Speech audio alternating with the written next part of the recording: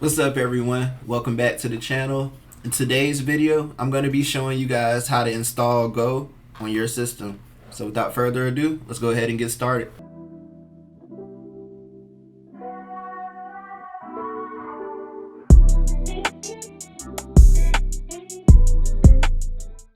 Alright, first things first, let's go ahead and navigate to the actual website. So in our case, it'll be go.dev. That link will be posted in the description of this video, so no need to worry. And when we get to the site, instead of clicking download straight away, let's go ahead and click get started. And you can see here, it takes us to a download page, install the latest version of Go, and it also gives us some instructions on a separate page as well. Let's go ahead and click that as well. Let's go to view install documentation. And you can see here that the latest version is 1.20.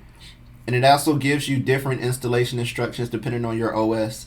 So currently I'm on a Mac, but you have options for Linux, Windows, and the installation isn't really that all too complicated. So let's go ahead and click the download button because these steps come afterwards, after we download. So let's click download.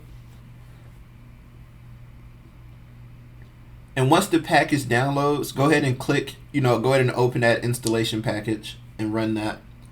You can see here that I have a previous installation already of Go, which was 1.19. But let's go ahead and click OK and remove that for the sake of this video. Let's click continue. Keep going through install, type in your password if you're on a Mac. And Go will begin installation on your system. So now it's a waiting game.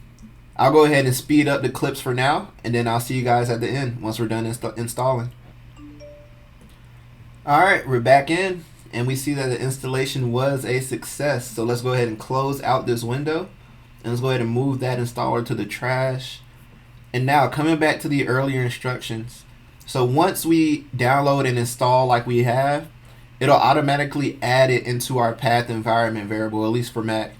So that way we can use this in our terminal or anywhere else that we need to. Please note that if you do have a terminal currently open after, during your installation, you're going to have to close and reopen just so it can take effect. But now let's go ahead and open up a fresh terminal. And let's go ahead and type in Go version.